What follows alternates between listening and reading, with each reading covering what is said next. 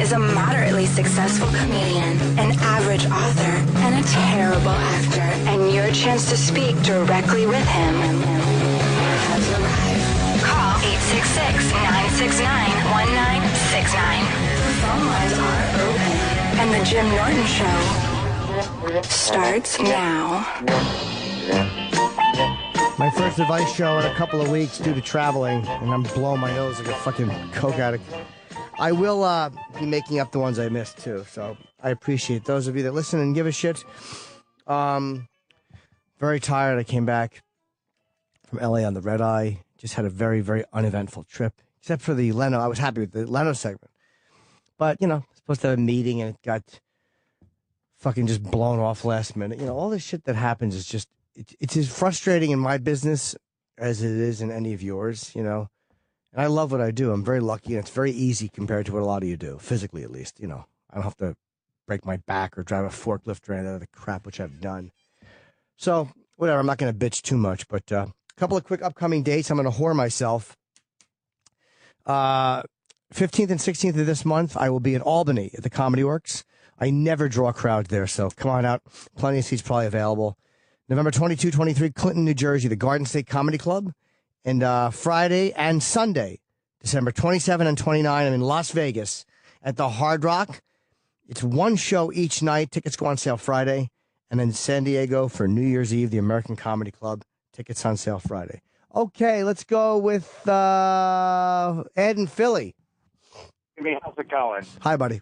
Hey, I've got about 60 days sobriety right now. That's great, man. And, well, thank you. It's been wonderful. And thanks for just being out there and being a voice, you know, for sobriety. My libido has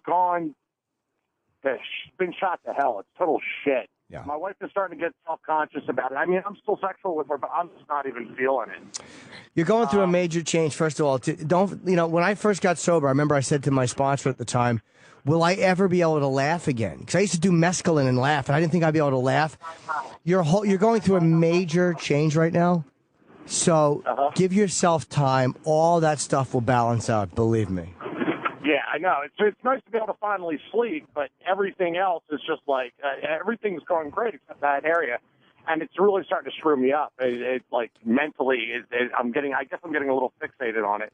When I was drinking, I was sexually very impulsive and compulsive. Yeah. When I'm not drinking, the thought doesn't even enter my head. You know, it's just like, man, what doesn't even seem appealing, you know, and it's just, it is a bit of a head fuck. So, but thanks, Jimmy. I'm trying to hang on to it. Yes, you'll be okay, Ed. Don't get caught up in your head. Your body's going through a major change. Your psyche's going through a big change. Give yourself time to get it'll be a little screwy for a little while. It's okay. Your libido will come back, believe me. Your mind is just fucking all over the place right now. So you're coming out of an abusive relationship with yourself. So give yourself a little time, all right? Okay, one last question. Any advice on how I could explain this to the wife to where she's not taking it personally? Because at this point, it's starting to affect her. Well, sit down with her and tell her what I just told you. I'm making a major life change. I'm all over the place. It has nothing to do with you. No, okay. Well, thank you, Jimmy. You have a great one. Bye, buddy. Bye-bye. Eric in New York. I'm depressed with the thoughts of death and people dying all around me. Oh, I thought that was Iraq. Yes, Eric. Hey, Jimmy. I'm 19 years old, and it just really freaking bothers me that people just die around me. And, like, I just feel dead myself. Like, it just depresses me every day. Well, why are you caught up in it's amazing, and I have certain bouts of that. But when you think about it, death is the absolute guarantee for every person. It really is a big part of our existence. Why are you allowing yourself to be bogged down in thoughts of it? I'm only 19 years old. I've had two friends my age. One suicide recently, and another one in a car accident. And I was just wondering how you take that, because I know you've had a lot of friends pass away. And I've had a lot kill themselves. I think I know at least 6 or 7 people have committed suicide, maybe more, counting sober people. And the way you handle it is you grieve. You know, it never gets easy, but the process becomes more familiar. Like, I can handle Patrice's death was extraordinarily difficult. That was probably the hardest I've ever dealt with. But I know the process. I understand the crying and the grief, and just go through it. Let yourself go through it, but you don't get bogged down and obsessed with it when things aren't bad. Because eventually, as my mother used to say, we all go bye-bye in the box. You'll be there in less than 100 years. We're here for a blip of time. So I try not to get too caught up in the fact that other people are dying. And you know what? As shitty as it sounds, better them than you. Better them than you. Like, I think when George Harrison died, or when Roy Orbison died, I forget who it was. It might have been Tom Petty that tells the story that when Roy Orbison died, George Harrison called him and said, "Aren't you glad it ain't you?" Like, as much as it sucks when people we care about die, better them than me. So, you outlived another one. Be grateful for that. Okay, thank you so much. All right, enjoy life, dude. I should take my own advice. Okay, let's, Bill in Boston. Fiance's last boyfriend was a hung black guy, and you feel insecure. Hi, Bill. Hey, Jimmy. Big fan. Thank you. I just got engaged to this awesome girl, best girl I've ever met in my life. But I was looking through some of her pictures and just realized that her last boyfriend before me was a very big black man. And kind of noticed that, like, when we first started going out, she had a bunch of Magnum condoms in her drawer. Okay. So, yeah, I guess I kind of piecing everything together and just feeling a little bit insecure about it. I mean, I know I kind of satisfy her, but just feeling a little inadequate about it. Just wondering, give me some advice on how to deal with it. Well, I'm a pervert, so I can enjoy that. But I also understand the insecurity of that because I went through it so many times. She's obviously, if she wanted his large black dick, she'd be with him or another black guy with a big dick. Whatever it is that you're giving her is what she wants. Women like size to a certain degree, but men are much more obsessed with the idea of that than women are. It's almost like if you were dating somebody, how big are her breasts? What size tits does she have? She doesn't have that big tits. They're a pretty normal size handful. Okay, so say they're like B cups. That would be like saying that if you had someone with D cups, her going, he's going to be much happier with someone with D cups. You might go like, no, they were okay, but who cares? That's the way a lot of times women feel about dicks. So if she really, really wanted to be with that guy, she'd be with him. Or if she wanted to fuck someone like him, that's what she'd be doing. But if she's your fiance, that means she wants to commit to you. She's not being forced to. Well, I am kind of twisting around. What's that? Oh, all right, well. Yeah. I would suggest learning how to make it dirty and enjoying it. But if you can't do that, then just realize she's with you for a reason. Yeah. All right, cool. Hey, thanks a lot, Jimmy. I appreciate it. All right, good luck, you lucky duck. Bill in Boston. David in New Jersey has a follow-up on his past sleep issues. Yes, David. Hi, good morning, Jimmy. How are you? Good, how are you? So we spoke maybe 2-3 months ago about my sleeping issues. I was waking up randomly in the middle of the night, and you mentioned adrenaline. Okay. I am a diabetic, and I wasn't really watching my sugar too well. Okay. I recently got a device, and I've been watching it more and more, and I've been noticing that the nights that I would wake up randomly in the middle of the night and watch my monitor, I would notice that the sugar would peak in the middle of the night with a certain condition. I don't remember the name of it, but it... Sugar peak. Anyways, basically, in the middle of the night, the liver basically thinks that, you don't have enough sugar, and it starts just being like an idiot and generating more sugar. Okay. And when I noticed I was more on top of my meds and I was taking care of myself, and I was making sure to do all my injections and everything else, that throughout the night, the levels would stay normal, and I felt a lot more rested. So for anybody else that has problems, they may want to check out the sugar, and that could possibly be it. But since I've been taking my meds properly and not feeling stupid and sorry for myself and not eating shit and candy and stuff like that, I've been sleeping better and feeling a lot better. So that's great to hear, buddy. Thank you for the call. I appreciate it. I went for my sleep test. I'm supposed to talk to the insurance, the home care people today because I did test for complex apnea. I have it, as I knew I did, and the ASV machine was helpful. It was extraordinarily uncomfortable, and I got a prescription for Ambien. I wanted one Ambien because they hook you up with wires, and I'm very ultra careful with medication. So she wrote me a prescription for 30 Ambien. Did I tell the story on the advice show? I don't think I did. Yeah, I think you told it. I think you told it on O&A. 30 Ambien, and as soon as I got home, I dumped 29 in the toilet, and I shit on them because they get stuck to the bottom of the toilet. They wouldn't go down, so I took a heaping dump on them, and then finally knocked them off. And I only took a half of the Ambien, and I was able to sleep. So I will hopefully be talking to these people today and get a machine that works sometime in the next week or 10 days.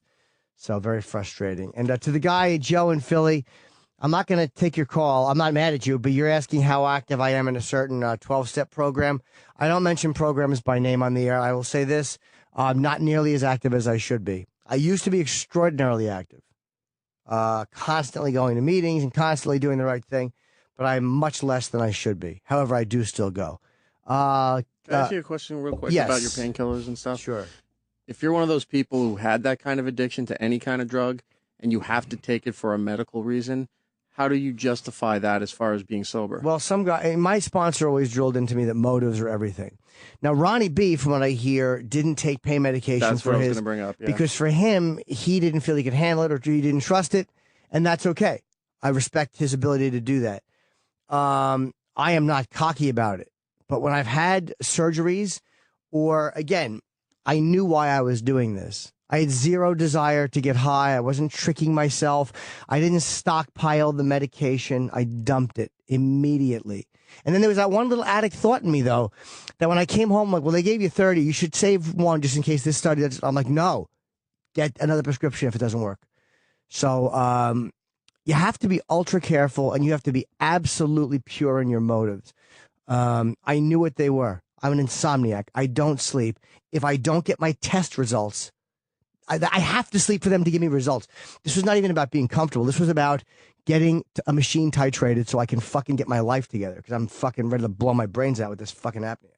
So if you know what your motives are, sometimes people have somebody give them the medication. Sometimes you just, like, again, I will give myself less than the recommended dosage. If they say take one pill every 4 hours, I'll take one every 6 hours and then a half every 6 hours. And I always throw them out before I'm done. I'm ultra careful and respectful of that because pills were never my thing, but immediately they could become my thing. So it's not viewed as violating your sobriety?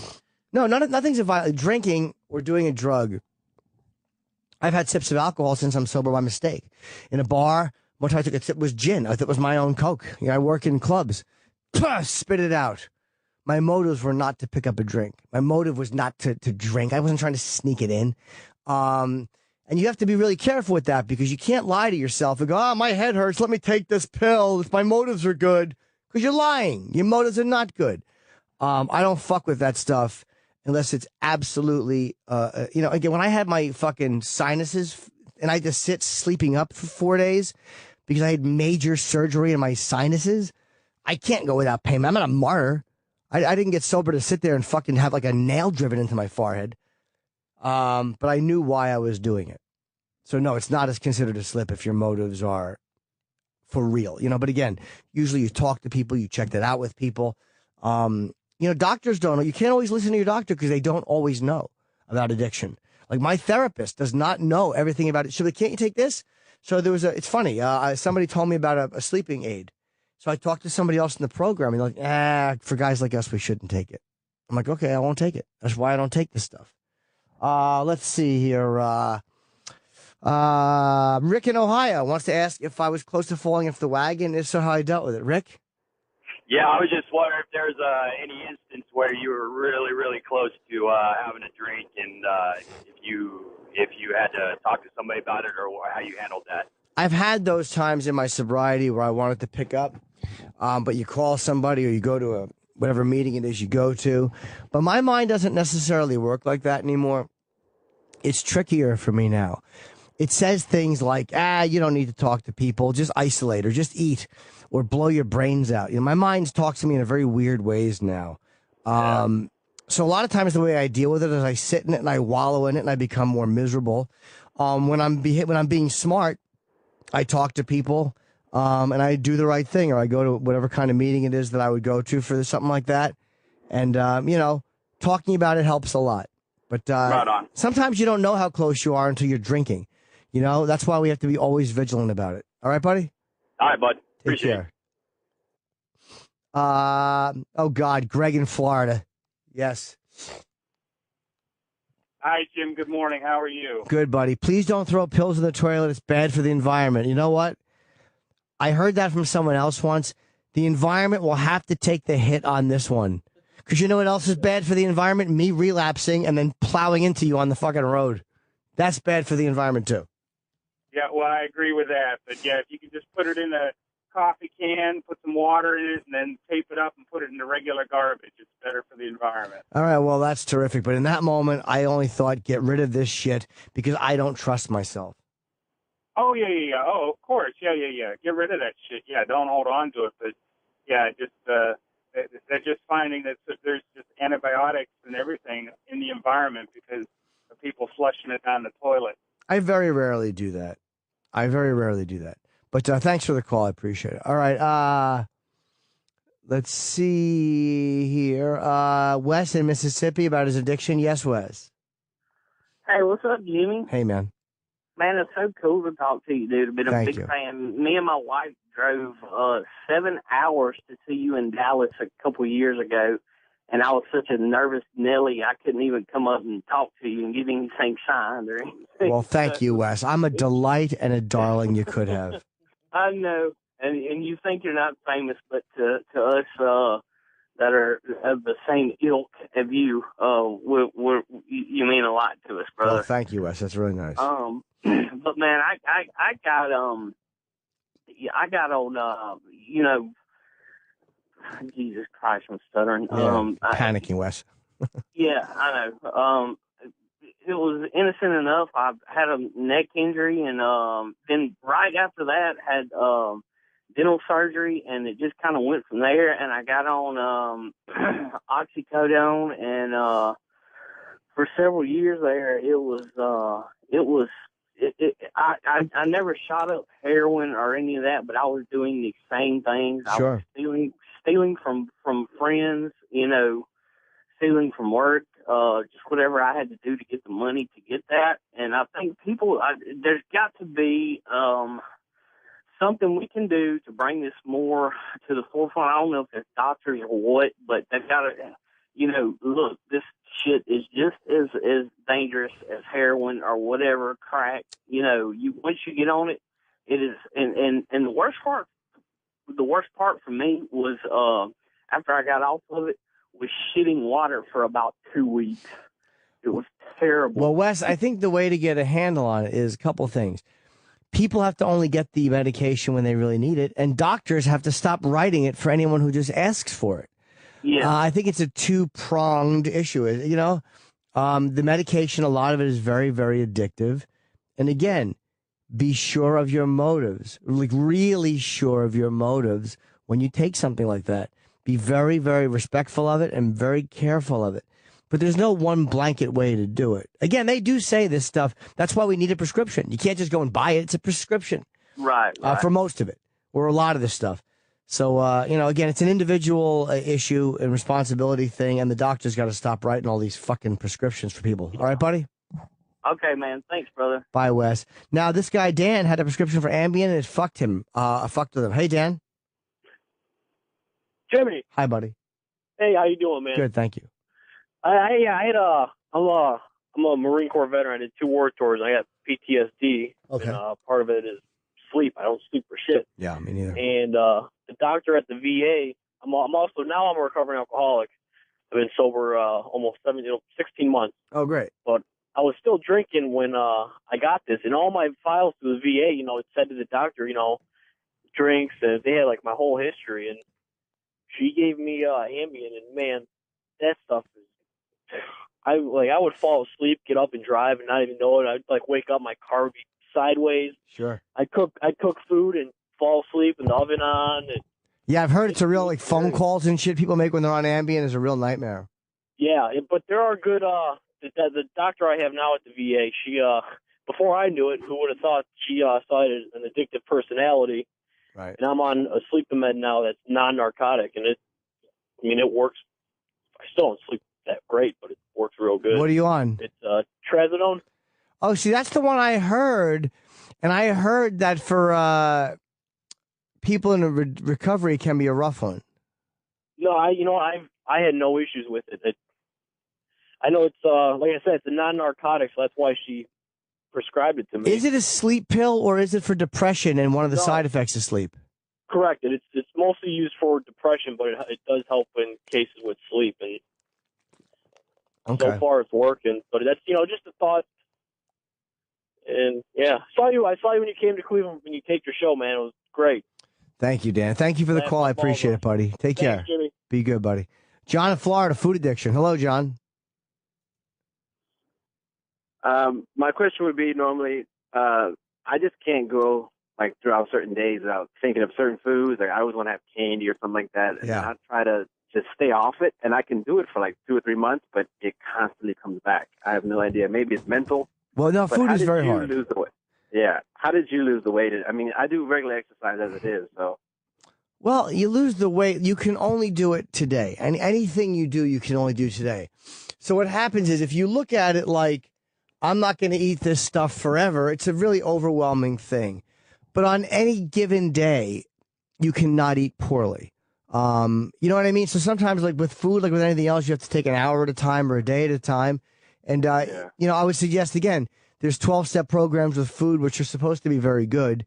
It's a really hard one. I think it's the hardest because you have to eat to stay alive. So I would suggest that 12-step program with food, you mixed in with exercise or whatever, you know, might be what you need. For me, I will occasionally eat what I shouldn't. I had a couple of bad, like average eating days, not particularly great. But, you know, I was in the gym 4 or 5 times last week with trainers, so I would suggest that too. All right. Thank you so much. Big fan, by the way. All right. Thank you, man. Good luck. Food addiction is very hard. Let's see. John in California, no trust in people and a self-destructive personality. How do you fix it? Hi, John. Hey, Jimmy. Nice talking with you, man. You too, buddy. I don't know where to even start, you know, go back to childhood in terror and living life, and then you talk about the 12-step programs and talking with people and, you know, psychologists and things like that. I have a hard time trusting those people, and then I'm also a train wreck. You know, I'm 51 years old, I'm 6 foot, 175 pounds, a walking piece of fucking meat, just going bananas on life. And I know this is not the answer. This is not the way to fucking roll. Well, why don't you, hold on, let me ask you a question. Why don't you trust people? What are you worried they're going to do? That's a good question. Well, their advice maybe, or the scenario involved. You know, the trust factor. You know, what I think they're going to do, I really don't know, I guess. Is there anything wrong with you medically? Like, are you paranoid or anything like that? Maybe, I don't know. It's just one of those positions where, you know, I'm trying to figure it out myself, and obviously I'm not on the right path. Okay, you know, hold on. Sometimes, let me slow you down. Sometimes what you got to do, if you're having these things and you're not sure what it is, get tested or see a psychologist or a therapist or whatever, and make sure that you're not medically, like, you know, paranoid or schizophrenic. I'm not saying you sound crazy, but, you know, you're saying you have a personality disorder, basically. You don't trust people and you're self-destructive. So maybe some therapy would help you. All right, well, yeah, well, now I got to trust a therapist. But, well, yeah, what's a therapist is legally bound to not tell people. Why don't you have to tell anybody? I don't give a shit about that. It said, I don't trust that motherfucker giving me the advice, medication. I don't know what they fucking want to do. What do you think they want to do? Use your common sense. Well, I think they want to collect a paycheck, is what I think. I don't think they're really on my side and really want to fucking help me. Why not? They collect a paycheck. But do you think that everybody who does something like that is just about the money? There's a lot better ways they could probably make money. I think they get a degree and they're sitting in an office and you're paying your insurance and you know, go through Kaiser or whatever the fuck and you go see a therapist and it's just I don't think they want to prescribe medication. In some cases, you may be right. I'm sure you're right. But in other cases, you're not right. There's people who do want to help you and they do want to see if they can get to the bottom of whatever your problem is. Just kind of keep searching for a good therapist? Yeah, or just realize, so the worst that can happen, so what if you trust someone who's not a great therapist? Think about it. They can't tell people, so what's the big deal? Like, take the risk. The reward will be great, and the loss is very low. Who gives a fuck if they're not trustworthy? You go to someone else. Yeah, they wanted to give me some medication, you know, depression medication, but I don't want to take stuff. I don't want to be on pills. I drink, you know. I mean, that's my release, you know. How much I will do you drink? That. Pints every day. So you think you might have a problem with alcohol? I have a problem with life. No. But I'm asking about alcohol. Alcohol is a substance. Life is a vague idea. Life is a vague, ungraspable thing. Alcohol is a very real, graspable, picturable thing. So yeah, I would say yeah. That's my releasing. Yes, I would say absolutely. Okay. That's what I do to survive. So why are you thinking that maybe you shouldn't quit drinking? I've been through rehab, and quitting drinking probably would be a first step to start to maybe move forward.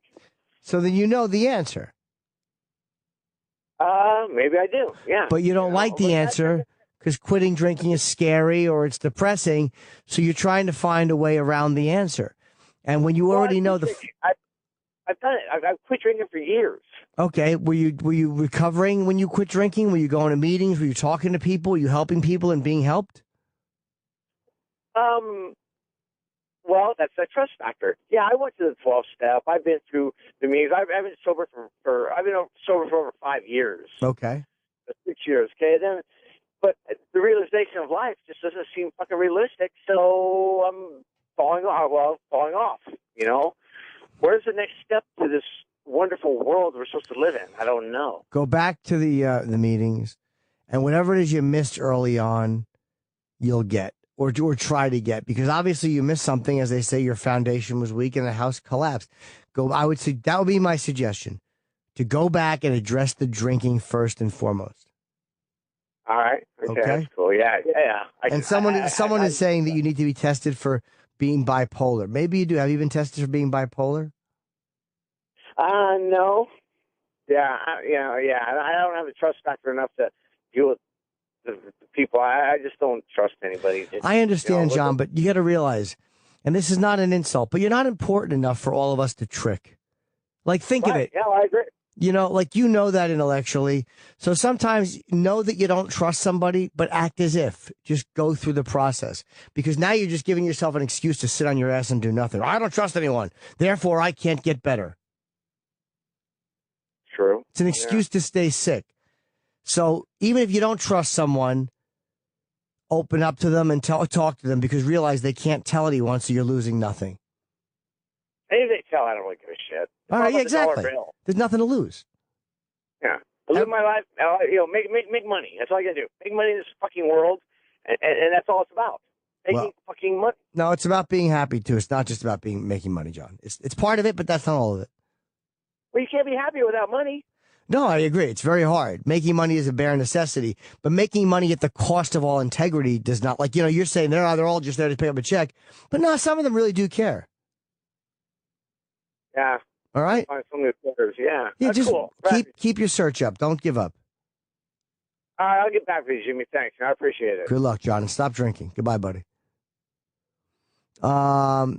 All right, let's see here. So we said the bipolar thing. John in New Jersey, is Let's Take It Slower a precursor to the end of a relationship? John? Yeah, hey, Jimmy. Thanks for taking my call. Sure. How long are you with the girl? Short, maybe 3 months. 3 months? Wow. And she wants to take it slower? How far has it gone? I mean, not that far, but we got wrapped up in a whirlwind. I mean, and I'm a type of guy that falls in love quick. I know that about myself. Yeah, a bit of a love addict, are you? Hey, But, she hit me with this, let's take things slower, and I just don't, to me, that sounds like, it's over. Fuck you. Well, yeah, but a lot of times somebody in the first 3 months doesn't want to rush into marriage or a heavy relationship. I think that's fair. All right. So why don't you just see where it goes? It's hard to say after 3 months. It's really hard to say. No, and I get that. I'm not saying, let's, move in tomorrow and get married, on Friday or anything like that. But, we do talk about things and, I get it. I get it. Okay. Well, sorry. Thanks, Jim. Don't be sorry. Thanks for the call, man. Thank you, buddy. That's all right. Jay and PA, fiance wants you to convert to Islam and you're agnostic. Hello? Yeah, hey, Jimmy, how you doing? Hey. We got a huge fan playing Lancaster, PA a few weeks ago. But situation I'm in, my fiance and I, love her to death. She's great. Been together a while. But she comes from a Muslim background. She does the bare minimum. Like, she does Ramadan, but, we have good times on the weekend. She's very laid back in that sense. It's not even brought up 99.9% of the time. You wouldn't even know. But her father is very, culturally, with Islam. She wants me to, we're getting married in June. She wants me to convert to Islam, see a sheikh, and just, say a couple sentences. She waters it down. I don't know if and she says Dad will bless the marriage that way. I'm wondering if I should do it, just whatever makes her happy, or am I setting myself up down the road? And I have friends that, I'm very agnostic. I have friends that have had Catholic weddings that I know don't care. It's just the Islam thing just has that negative stigma, Stigma. thing to it. I don't know why you should have to. I think she should accept who you are. I've got a real dislike of this whole convert shit. If you want to get married, you should go in as you are and she should go in as she is. If you both mutually respect each other, then you'll have that. If you have kids, you'll have to make a decision. Personally, I would absolutely not do it. If she's she's an adult. So instead of, going to some fantasy book and you're pretending you believe, it's utter nonsense, all of it. So why not just be true to yourself? Yeah. And that's kind of how I feel. I just didn't know, if it doesn't mean much to make that, because she wants Dad to bless the marriage. That's her big thing. Well, how about Dad blesses the marriage because you're a good guy? Exactly. So, okay, well, yeah, I appreciate that. That's the biggest thing. That's the religious thing to it. And I said, I don't care if we do raise the children, Muslim, whatever they need for morals, you can do that. If that's what it takes for good morals, then that's what you want to preach that way. But that's not how I've become a good person, So, all right, Jimmy, I appreciate it. Good luck, man. Thank you. Hey, Tim in Pittsburgh. My thoughts on 12-step programs, they don't seem to work. What's up, Tim? Hey, Jim, how you doing? Hi. Hey, question. I'm an alcoholic. I come from a medical background, and my wife is a current physician. Statistics have shown that 90% of these programs have a failure rate of 90%. Probably. Five of those percent that go back succeed. The other 5 fail. So I've been to some programs, and obviously not working for me. Just curious how you got onto your road of sobriety. Well, might want to rephrase, they're not working for you. Because what happens is when you see them working for so many people, you realize that the formula does work. Whatever effort you didn't put into it, maybe you need to put into it. Maybe you didn't want to be sober more than you wanted to drink. You have to want it. You understand? If you don't want it, if you want to drink 51% and you want to be sober 49%, you're going to drink. Okay? It's a program of desire and of want. You have to want to be sober. If it was for people who needed it instead of people who wanted it, as they said, the meetings would be held in Yankee Stadium. There's a lot of drunks. Most of us do not recover. Most of us die in that state where we wind up in jail or institution. It's an ugly, ugly long road. So I would suggest that you have to surrender. And if you're not going to surrender, I don't think you have much of a chance of it. And, But don't you agree, Jim, that 90% failure rate is a looming statistic? I don't, to be very honest, I don't know what's that? I'm sorry, 90% is a looming statistic that there is something flawed with the treatment program. And I'm not knocking sobriety. No, I'll tell you what, I you're want to right. become, sober like tomorrow. I've got health issues that, I need to deal with and get taken care of. But when you look at it from a statistical standpoint, 90% failure rate is, that's not a handsome bushel of roses there. Well, I mean, that's what it is. That's what alcoholism is. Okay? Because again, anybody who wants to be sober and is willing to work a program, again, unless you're constitutionally incapable of being honest with yourself, but if you're not, and if you're willing to be honest, you can get sober. So most drug addicts and alcoholics, I guess, are not willing. It is, I don't know what the success rate is. You may be correct. But I know a lot of people who have developed long-term sobriety by doing what is suggested of them. So if you know you have health issues and you want to get sober, obviously you didn't have the willingness before to do what was necessary. Stop trying to do it your way. Realize that your way got you where you are, and be willing to do it the way other people suggest, and you'll probably see better results. Well, you are absolutely correct in your statement in that, willpower and lack thereof on my part, and being stubborn and bullheaded, and I'm trying to find a way out of it. But when I look at this, the statistics and the data that say 90% failure rate, then I go, well, why bother? Well, because there's a 10% success rate.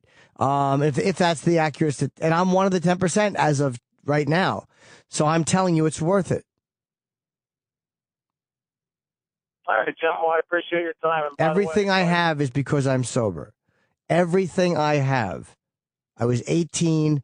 I was a high school dropout, and I never would have gone anywhere. I would have probably killed myself before I was 25. I know, man. I've listened to you for years and saw your show down in Pittsburgh. You were phenomenal. Thank you. I would suggest you do the same for yourself. I'm not special, dude. I am just a fucking babbling, melodramatic, drunken asshole. I really am. I'm not a powerful, amazing guy. I'm a drunken sap. And I got really, really lucky. And the only thing I did was I had a willingness to do what they suggested. And I wanted to be sober more than I wanted to drink. And I stuck around like-minded people. So that's what I would suggest for you. You can do it, okay? All right. Appreciate your time, Jeff. All right, buddy. Good luck. Let's see here. Someone is saying the stats on the 12-step program is bullshit. Maybe it is, maybe it's not. I don't know or care. And Skippy and Mass, what do I think of smoking pot and not drinking? What, Iraq? Hi, Skippy. What, the phone's crashed again? Well, I can answer Skippy's question. Skip or Skipper, do you prefer? Skip? Yeah, Skip's fine. Hi, Skipper. How are you? Good, Skippykins. Now, what do you mean about smoking pot? What are you saying? Well, I like to smoke. It relaxes me, and since I'm not drinking anymore, it's been kind of, the thing that I enjoy doing to relax, But Okay. I've heard from meetings and other guys that have more experience than I do that it's just setting myself up for failure in the long run. Think of it this way. And again, I find it's all the same. For me, alcohol, drugs, all the same. People go, what about caffeine? Like, people just want to jump in and play a semantics game. Okay, I'm still drinking because I like coffee. I guess that's what you hear about, right? I guess there's coffee deaths all the time. I guess people drink coffee and drive into walls. Or I guess they steal from their fucking parents and their loved ones to get coffee. People just play these bullshit games. The reality is, if you're still actively doing drugs, smoking pot, again, I'm not going to morally judge you, but I don't think you can consider yourself sober. So if that's working... No, and I don't. Okay. And that's the concern is that, it's important for me to stay on the right track. But again, it's like I gave up a lot already. And, hey, that's my one guilty pleasure, Okay, well, I would suggest see how it works for you. And if it goes okay, then do it. But if not, keep in mind that there's a better way. That's what I suggest. If it's working for you now, keep doing it until it doesn't work. But once it doesn't work, and I predict that it will stop working and you will go back to drinking. And I'm not trying to jinx you. I'm just going by my experience. If you need to have that proven to you by picking up a drink again, realize that right now may be the only shot you get at getting sober. Like this window you have right now where you're not drinking may be the only window you get in your life, and you may blow it by smoking the pot. Is it really worth it?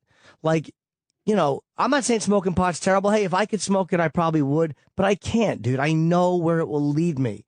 So maybe you don't know where it will lead you yet. Hopefully you will put it down before it proves itself to you and leads you back to drinking.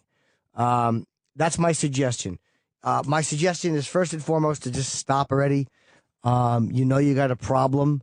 Stop trying to find the one little goodie you can still do. But if you have to, just remember that drinking is around the corner, and I hope you get out of it, okay? All right, brother. Thanks, Jimmy. All right, I'm not trying to doom you either. I'm just going by my experience, all right, buddy? No, man, I love you. You guys use great advice. I appreciate it, bro. Thank you. And, because a lot of times people say, well, Steven Singer smokes pot. And he does. He smokes a lot of pot in his jewelry store. That's why it's popular. You walk in, he blows smoke in your face. He's an animal. And the reason you're going to hate him, besides that, the reasons they come in many colors this holiday season. Many colors of diamonds. That's right. Steven Singer has a brand new collection of colored diamonds starting at just $249. Choose from sky blue diamonds, green diamonds, yellow diamonds, black diamonds, and more. No matter which color size you pick, you'll come out the hero. You have to get the woman in your life a gift, and you want it to be a great gift. The more you procrastinate in buying her a holiday present, the guiltier you're going to feel. The guiltier you feel, the bigger the present you're going to buy. So here's some advice. Check out Steven's new selection of colored diamonds. These really are different. They're gifts like the blue diamond circle necklace or the sunshine yellow diamond circle necklace. They start at just $249. We really do love Steven Singer. We don't like the fact that he blows pot smoke in your face, but we do love the products. See, this guy's honestly, he takes a lot of pride in his work, not in his appearance. He's a slovenly, sloppy man. Go to see the entire collection of colored diamonds online at IHateStevenSinger.com. It's always fast and free shipping. Take my advice for real and get the woman in your life a great gift. Steven Singer Jewelers, the other corner of 8th and Walnut. Maybe you don't have a computer. Maybe some large men robbed you and they rubbed their genitals on your mouth in the middle of the night and they stole your computer. On 1-888-I-HATE-STEVEN-SINGER or online, IHateStevenSinger.com. But really, his colored diamond collection is beautiful, and he takes great care to put out really solid products. And thank you guys for calling in, and I'll be back with you next week, and good luck to you. As Dr. Laura says, I did show my pussy on the internet. Jim Norton is now done dealing with your bullshit. He'll be back next Wednesday at 10 a.m. Eastern, 7 Pacific. But you can listen to episodes of The Jim Norton Show whenever you want. Go to SiriusXM.com/on-demand for details.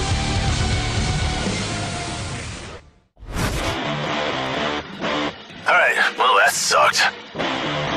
To hear the Opie and Anthony Show 5 days a week live on satellite radio, online on your phone or tablet, or even on demand, go to SiriusXM.com. Also, interact with the Opie and Anthony Show on Twitter, at Opie Radio, at Anthony Cumia, and at Jim Norton.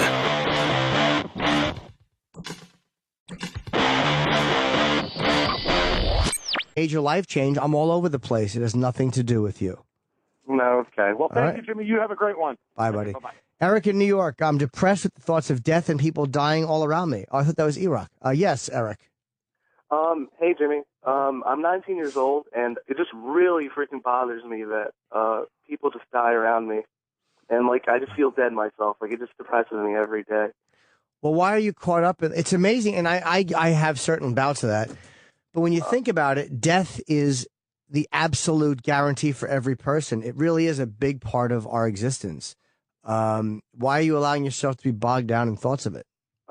I'm only 19 years old. I've had two friends my age. One suicide recently, and another one in a car accident. And I was just wondering how you feel, how you take that, because I know you've had a lot of friends pass away.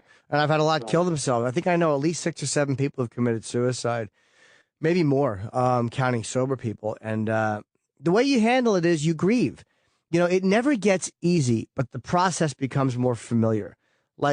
I can handle Patrice's death was extraordinarily difficult. That was Jim Norton is a moderately successful comedian, an average author, and a terrible actor. And your chance to speak directly with him has arrived. Call 866-969-1969.